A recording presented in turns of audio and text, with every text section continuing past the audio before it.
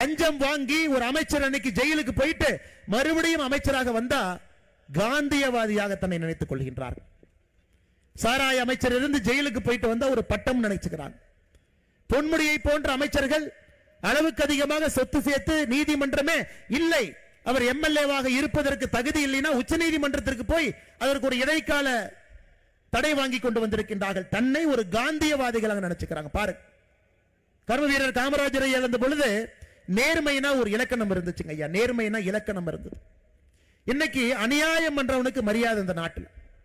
தவிர இறந்ததுக்கு அப்புறம் பையன் முதலமைச்சர், பையன் இருக்கும் பொழுது இன்னொரு துணை முதலமைச்சர், அப்ப இருக்கக்கூடிய சின்ன பையன் ஒருத்தன் ஜல்லிக்கட்டுல கலெக்டர் தள்ளி விட்டுட்டு அவனு முன்னாடி உட்கார்றான்.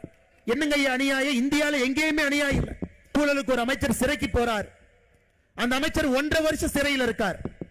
1.5 வருஷம் சிறையில் இருக்கும் வரை அவர் அமைச்சர் என்கின்ற பொறுப்பை உங்களுடைய என்னுடைய கஷ்டப்பட்டு வரி கட்டின பணத்துல 1.5 வருஷம் அந்த மனுஷனுக்கு சம்பளம் கொடுத்து சிறையில் இருந்து வெளியே வந்து 4வது நாள் மறுபடியும் அமைச்சர் என்கின்ற பொறுப்பை தூக்கி கையில கொடுக்கிறான். எப்படிப்பட்ட மனிதர்கள் வாழ்ந்த ஒரு மண், எப்படிப்பட்ட நீதிமான்கள் வாழ்ந்த ஒரு மண். நீதி எனக்கு தமிழகத்தில் நான் சொல்றதை நல்லா கேட்டுக்க ஐயா. கடந்த 3 ஆண்டுகள்ல பாலியல் குற்றத்தில் சிக்கிய ஆசிரியர் பெருமக்களுடைய எண்ணிக்கை 238.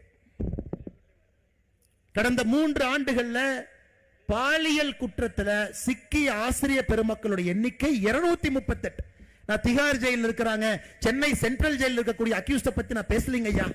அவங்கள பத்தி பேச ஆசிரியர் பெருமக்கள் பாலியல் குற்றத்தில் ஈடுபட்டவங்க 238 பேர். இந்த அநியாயத்தை பார்த்திருக்கீங்களா ஐயா? 50,000 கோடி ரூபாய் வருமானம் சாராயம் மூலமாக 50,000 கோடி ரூபாய் வருமானம். அதை வச்சுதான் நம்ம பட்ஜெட் போடுறோம்னா எப்படிங்க ஏத்துக்க முடியும்?